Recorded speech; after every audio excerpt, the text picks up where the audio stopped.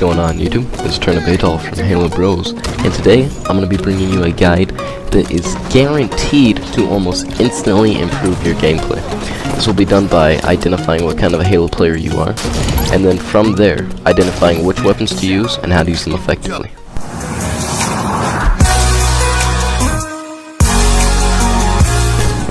Alright guys, so now that we know what we're going to accomplish and how we're going to accomplish it. So, the first thing is you need to realize that there are two types of players in Halo 5, or any Halo for that matter. You have the technical player, like me, and then you have the power/gun skill player, more like Max. So, what do? A mental player is somebody who keeps control, keep that in mind, he keeps control of a large portion of the map using only map knowledge, which is to say he positions himself excellently to take the minimal amount of fire received and dish out the most firepower that he can. While an assault player is somebody that is constantly pushing, constantly taking control of a large portion of the map using only raw gun skill. So basically what I'm trying to say is an assault player is somebody who will push in and kill four people rapidly and take control of the map, and then the technical player will jump in and make sure that that area of the map that just got the control taken care of will not fall back into enemy hands.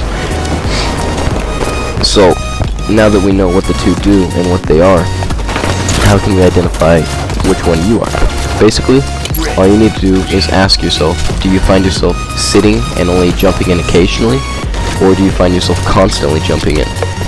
And if you don't really know how to answer that, then all you have to do is go to Waypoint and look at your medals. For instance, I have exactly 385 defense and 388 secures, which basically means that I'm constantly defending, while Max has 446 captures and only 138 secures and 108 defense.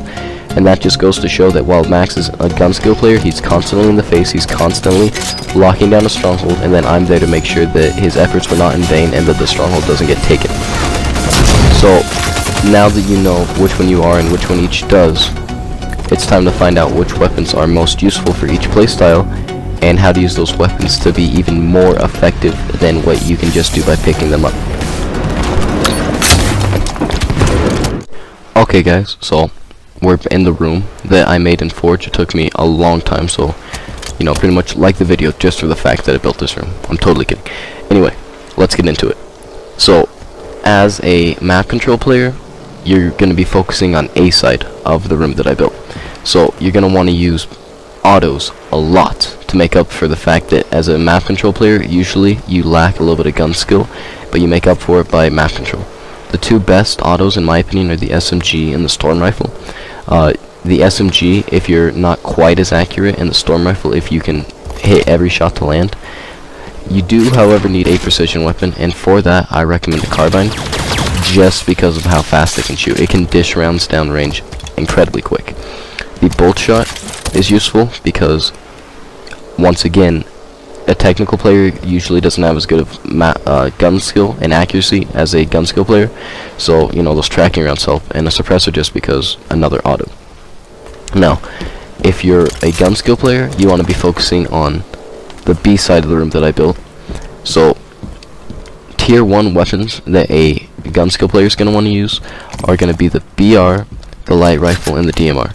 The BR and the light rifle are better choices than the DMR, just because the BR and the light rifle can both score 4-shot kills, while the DMR, even if you get a perfect kill, has to be 5 shots.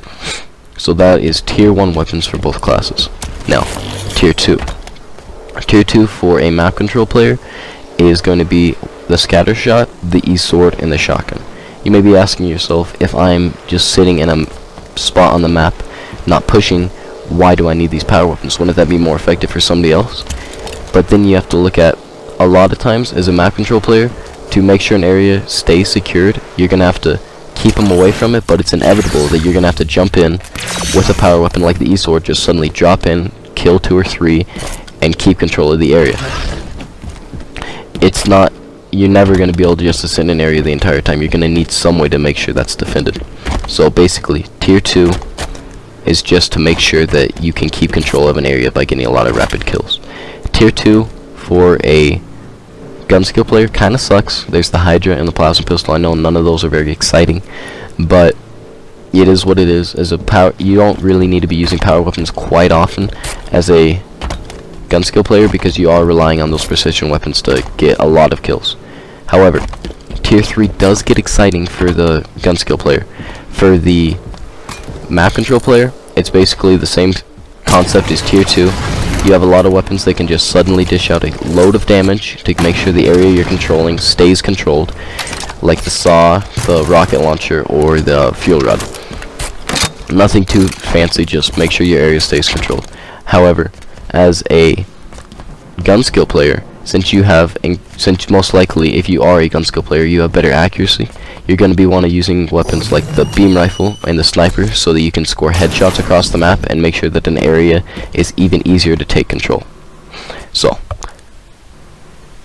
that's about it, guys. So basically the entire gist of this video was to make sure that you realize that there are two types of Halo 5 players: the map control player and the gun skill player.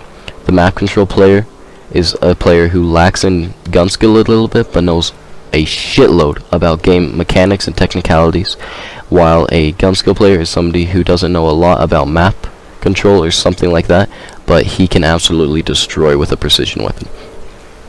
And also, just to go through some weapons to make sure that you guys understand that even though it may seem a bit odd at first to think of a mental player, somebody that's pretty much just sitting in one spot of the map and controlling it, to give him weapons like a shotgun, which is great for clearing rooms, but you gotta realize that you're not just gonna sit there and with a sniper and defend the entire time. You're gonna need to have a weapon that can take care of people right in your face, and since you're lacking in gun skill department a little bit, a shotgun is a great choice. While giving a sniper to somebody that's constantly pushing seems dumb, it's a great idea to use that to get 2 kills, then finish them off with your pistol, because therefore it makes the area that you're trying to control way easier. So, thanks again for watching, guys. Please don't forget to like, comment, and of course, subscribe.